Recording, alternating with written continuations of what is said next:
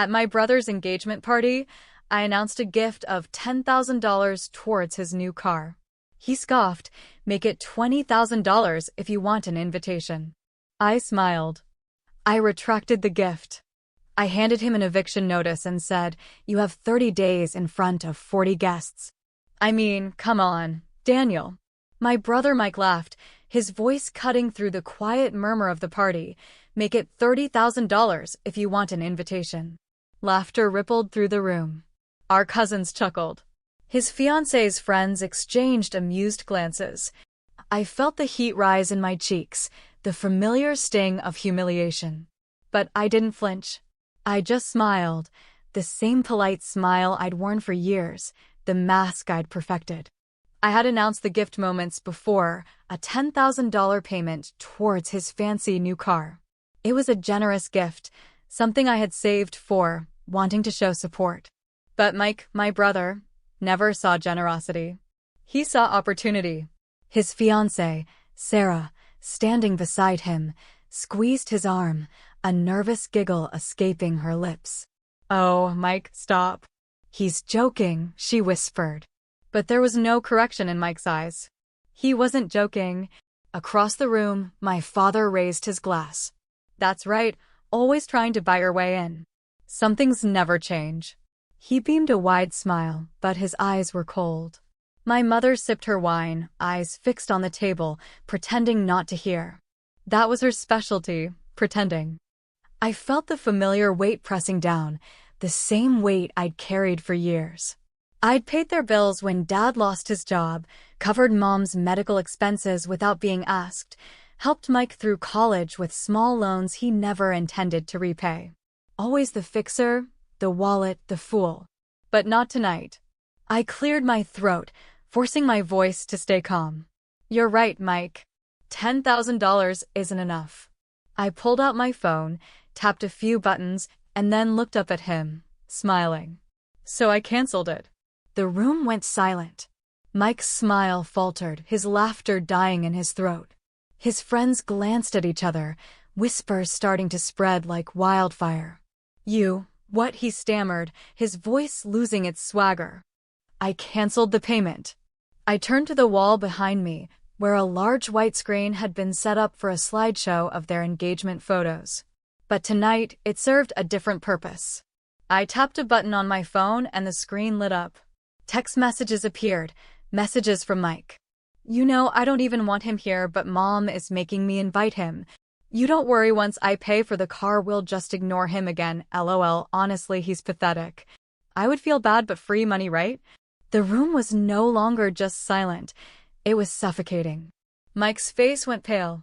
Sarah's hand slipped from his arm, her mouth half open in shock. The whispers turned to gasps and then silence again. "Daniel," my mother finally whispered, reaching for me as if she could pull me away from the scene I was creating. But I didn't stop. Not this time. I stepped forward, my voice loud enough for everyone to hear. "Mike, I'm done. I'm done being your wallet. I'm done being your fool." I reached into my jacket pocket and pulled out a crisp white envelope. "This is your 30-day eviction notice. You and Sarah have until the end of the month to pack and leave my apartment." Mike's eyes widened. You can't do this," he sputtered. "You can't just, I can, and I will." And with that, I placed the envelope on the table, right next to their untouched champagne flutes. "Congratulations on your engagement," I said, letting the bitterness seep through, "but this is the last time you use me." And then I left, leaving behind the stunned silence of 40 witnesses, their perfect night shattered. I wish I could say the fallout from the engagement party ended that night, that I walked away and they stayed silent, shamed, hiding from the truth I exposed. But people like my family, they don't disappear. They regroup. They reload. It started the next morning. My phone buzzed before I was even out of bed. A message from my mother. "How could you humiliate us like that?" "We are family, Daniel." Family. I ignored it. 10 minutes later, another message. "Your brother is devastated. Sarah's family is furious. You need to apologize. Fix this." By the time I'd made coffee, my phone was a war zone. Missed calls from my father.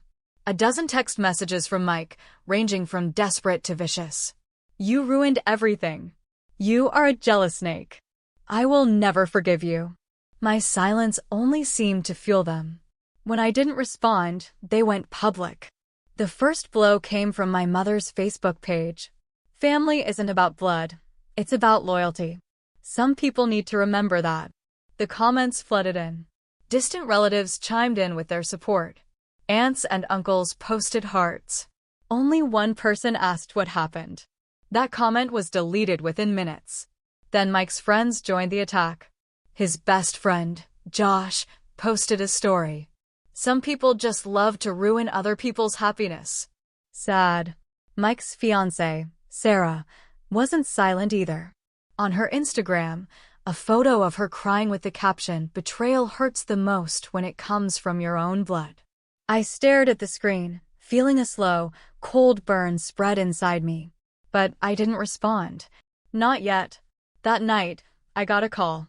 I almost didn't answer, but the number was familiar. Sarah's brother, Tom. We hadn't spoken in years, but we'd always been civil. I answered. "Daniel," he started, his voice tense. "I need to know the truth about Mike. About what happened." I hesitated, then decided to be honest. I told him everything. The money, the messages, the way Mike had ridiculed me, used me, even bragged about it behind my back. Tom was silent for a moment. "I knew it," he whispered. "I knew it all along. Sarah's been covering for him too. I found messages from him to her bridesmaids. He's been trying to sleep with two of them." I sat down, gripping the phone tighter. "Are you sure?" "Dead sure," Tom spat. "And you know what? I'm sick of watching her act like a fool. I'm going to tell her everything." I didn't stop him. Why would I? But I didn't expect how quickly it would unravel. The next day, Sarah's Instagram disappeared. Her profile picture was replaced with a blank icon. Her Facebook account deactivated. And in our family group chat, chaos. "Mom? Daniel, what did you do?" Sarah broke off the engagement. "Dad, you've gone too far. You've destroyed your brother's life. Mike, you are nothing but a fraud. I'll make you pay for this." But I didn't destroy his life. Mike did. And I had proof. Proof that I was done pretending. I pulled out my laptop, logged into the cloud account I'd linked to the security camera in my apartment. The one Mike and Sarah had been living in. The one where Mike thought he was safe. It didn't take long to find what I needed. A clip from a month ago. Mike in the living room, laughing with two of his friends, a bottle of whiskey in his hand. "Friend, Daniel is so gullible." Mike laughed, slurring his words slightly. "He thinks he's being the good older brother, paying for everything, always got our back. Dude is pathetic." One of his friends chuckled. "You think he'll figure out you spent his rent money on that watch, LOL?" Mike grinned. "Nah. And even if he does, he'll just give me some moralizing lecture and then pay it again. He always does." I downloaded the video, saved a backup copy.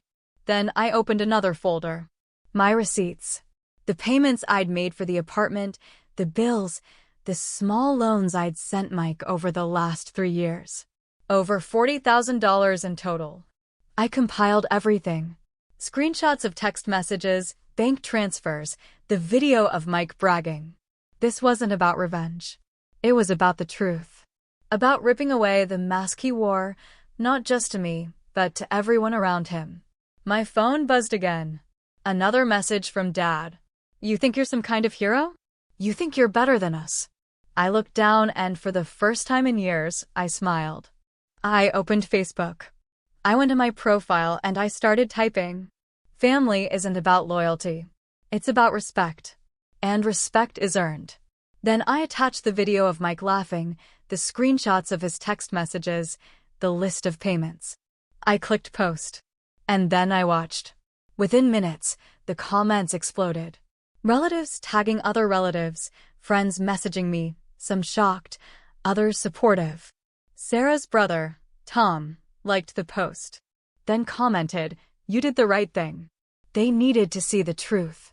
But my family went nuclear. Mom called, screaming into the phone. How could you do this? How could you embarrass your own brother? Dad's text was almost incomprehensible. Delete this now, or I swear I'll make you regret this. And Mike, he tried calling me again. Again, when I didn't answer, he sent one last message. You think this is over? You have no idea how far I'm willing to go. I leaned back in my chair, feeling a strange sense of calm. They wanted a fight. They had no idea how prepared I was. I had barely finished reading my father's last furious text when my phone rang. Mom's name flashed on the screen. For a second, I almost didn't answer, but something in me needed to hear her voice, see if she was still pretending, still covering for them. Daniel, she started, her voice softer than usual. Can we talk? Please. Just the two of us. I leaned back, feeling the familiar weight of disappointment. About what? How I'm a traitor. How I destroyed Mike's perfect life. No, she whispered, almost too softly. Not like that. I don't want to fight. Please. There's this yoga class I go to, and there's a little cafe there. Can you meet me after? Just to talk. I hesitated, but then a strange calmness washed over me. Maybe this was the last conversation. Fine. I'll be there. The yoga studio was a sanctuary of peace and whispered affirmations, all sleek glass walls and impeccable plants. I watched through the window as Mom moved through slow, deliberate poses, her expression serene, as if nothing was wrong in our world. But in my pocket, the truth pulsed. My phone, loaded with evidence. The video of Mike mocking me, the text messages where he bragged about using me, his plans to cheat on Sarah, and the audio of my father's threats. When Mom finally emerged, she smiled, wiping her forehead with a towel. Thanks for coming. We walked to the attached cafe, a cozy, minimalist space with hanging plants and soft instrumental music. She ordered a green smoothie. I got black coffee. I'm glad you're here, Daniel, she began, her voice soft, almost pleading. I just want us to understand each other. I want to fix this. Fix this. I leaned forward. How do you fix something that's always been broken? Please, she whispered. Don't be like this. Your brother is struggling. He's hurting, and your father is furious. Because I'm not a puppet anymore, I interrupted. Is that what this is about? You want me to apologize? To fix the mess he made. Her face paled slightly. It's not about sides, Daniel. It's about family. Family. I let out a bitter laugh. The same family that mocked me, used me, and betrayed me? The same family that tried to turn everyone against me when I stood up for myself. Daniel, please, her voice trembled. I'm trying to make peace. But then the cafe door burst open and the peace shattered. Mike stormed in, posturing like a man who still believed he was in charge. Behind him, Dad, his face set in that old familiar scowl. Mom's eyes went wide. You too. You weren't supposed to save it, Mom, Mike scoffed, pulling out a chair. We figured this little chat needed some honesty. Yeah, Dad grunted, taking the seat next to me. Let's get this straight, Danny. You've embarrassed this family enough already. I looked at Mom. Her mask of calmness was gone, replaced by panic. What dash? Quiet now, Mom, Mike smirked smugly. Come on, Mr. Truth, right? Got any more stories to share? Or are your 15 minutes of fame finally over? I took a sip of my coffee, feeling the burn but staying calm. Stories like the one where you bragged about using me? Or the time you told Sarah's friends she was too stupid to see what you were doing? Mike's cocky smile faltered, but he didn't back down. Shut up. You think anyone believes you? I don't care who believes me. My voice was low but sharp. I only care about the truth. The truth, Dad leaned in, his voice a growl. The truth is you're a selfish brat who betrayed his own family. You think you're better than us. I think I'm sick of your games. Games? Mike laughed, leaning back. Man, he's always been a joke. A desperate loser trying to buy respect. I smiled. A joke. I pulled out my phone, tapped a few buttons, and the large TV screen in the cafe, normally used for exercise tutorials, flickered to life. Mike's voice boomed through the speakers. Daniel's always so naive. He thinks helping us means he belongs. It's pathetic, honestly. The cafe went silent. All heads turned. Mom's hand flew to her mouth. On the screen, the video continued. Mike with his friends, laughing, drinking in my apartment. And Sarah? Clueless. She actually thinks I'm serious about her. Dude, I've got 2 of her bridesmaids lined up already. Mike lunged forward, his face red with rage. But I stayed calm. Don't touch me. Turn that off. He screamed, his voice cracking. But I ignored him. I opened the next file. Screenshots of his text messages. The ones where he mocked me, called me a walking wallet, where he laughed about the money I paid for his car, his rent, his debts. Lies. He shouted. You edited all that. I didn't edit anything. I switched to the audio recording. My father's voice crackled through the speakers. He's weak. Just squeeze him enough, and he'll cave. He always does. Dad's face went white. You recorded us? I didn't. But you're too stupid to know how phones work. Mom reached out, tears in her eyes. Daniel, please. Please stop.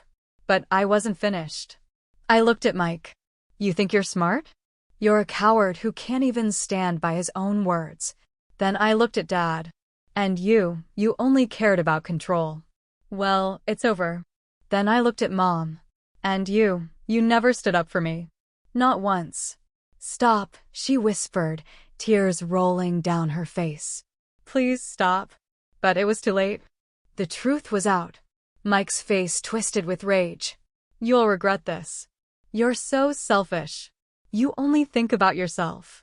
Mike tried to come closer, but the manager stepped between us, raising his voice. Sir, I'm going to have to ask you to leave. Get off me. Mike roared, but the manager tightened his grip. Dad tried to stand, but his knees wobbled. This isn't how you treat family, Daniel. No, I said, staring at him hard. This is exactly how you treat family. When family is poison. I grabbed my coat, tucking my phone back into my pocket. I didn't look back. Not at their shock, not at their anger, not at the chaos I left behind. As the door closed behind me, I felt the cold air hit my face. But for the first time in years, I could breathe. I went home, and the silence was like a warm embrace. No angry voices, no guilt-tripping texts, just the soft hum of my refrigerator and the rain hitting against my window. I placed my phone on the counter, waiting for the inevitable. It didn't take long. My phone lit up, vibrating frantically. First Dad. You've ruined this family, Daniel. This is on you. Then Mom. Daniel, please. He's your brother. You can't do this to him. And finally, Mike. You always hide behind others. You think this is over? You will not forget this. I leaned back, sipping the coffee that had gone cold, feeling nothing but a strange sense of calm. This wasn't over. They were right. It wasn't. But it would be soon. I grabbed my laptop. Opened the folder. My arsenal of truth. Bank transfers, text messages, audio files, and of course, the video of Mike bragging about how I was his personal ATM. I knew what I had to do. Less than an hour later, I was sitting across from Sarah, my old college friend, now a successful lawyer. She looked over the evidence, her expression shifting from curiosity to surprise and then to righteous fury. This is irrefutable, Daniel. We can take them to court for fraud and unjust enrichment. Good, I replied, my voice firm. I want every penny back. The lawsuit hit them like a sledgehammer. Mom was the first to call, her voice frantic. Daniel, please, you can't do this. We're family. No, we're not. Family doesn't steal from each other. I hung up.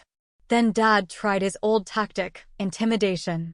You think you're a tough guy now? Suing your own blood? The judge will laugh you out of court. He won't, I said. Because you're going to lose. And Mike tried to negotiate. Okay. I'll pay you. Just drop the case. Sure, pay me, I laughed. With what? The money you spent on fancy watches? Or the car you can't afford? The silence on the line was all I needed to hear. In court, the truth was a hammer. My lawyer laid it all out. The payments I made for Mike's rent, his luxury car, the countless loans that were never repaid. The video of Mike bragging to his friends about how he was using me played on the screen. Mike shifted uncomfortably in his chair, his face pale. Mom sat in the gallery, dabbing her tears with a tissue. Dad stared straight ahead, his jaw clenched. Mike's lawyer tried to argue that I had willingly helped my brother, but Sarah countered. Helping a family member is one thing. Being manipulated, lied to, and financially drained is another. This isn't help. This is fraud. The final blow came when I submitted the audio recording of Dad's voice. Just pressure him enough and he'll cave. He always does. The judge's expression hardened. Bang. I find in favor of the plaintiff. Michael Connor is ordered to repay the full amount of $43,000 to Daniel Connor, plus damages for emotional distress. Furthermore, this court finds Mr. Connor's actions to be a clear abuse of trust. Mike's face went blank, his mouth opening and closing like a fish gasping for air. Dad's knuckles went white as he gripped the edge of the bench. I stood up, feeling the weight lifting from my chest. I was free. The fallout was immediate. Mike tried to contact me, begging me to work something out. He promised to pay in installments, to make things right. I blocked him. Dad left a furious voicemail, calling me a traitor, a snake, a disgrace to the family. I deleted it without listening to the end. Mom came to my door, knocking and crying. Daniel, please, please don't do this. We can talk. We can fix this. I watched her through the peephole, her voice muffled but desperate. And then I walked away. They tried to turn the family against me.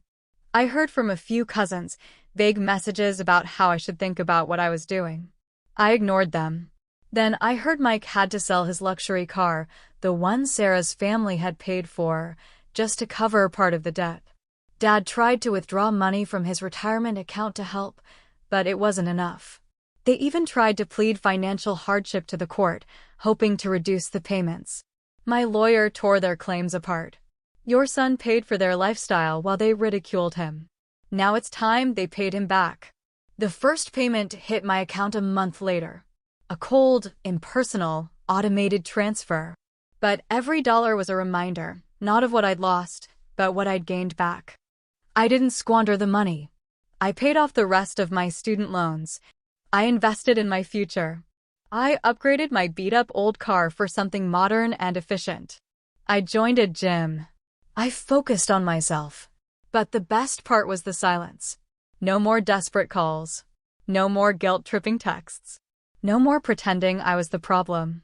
One day, I saw Sarah, Mike's ex-fiancée, at a coffee shop. She smiled, beckoned me over. I'm sorry, she said simply, her eyes warm but a little sad. Don't you owe me an apology? I replied. We talked for a while. I learned she had left Mike for good, was moving on with her life. I told her I was doing the same. But as I walked away, a quiet ache settled in my chest. Winning didn't feel like winning.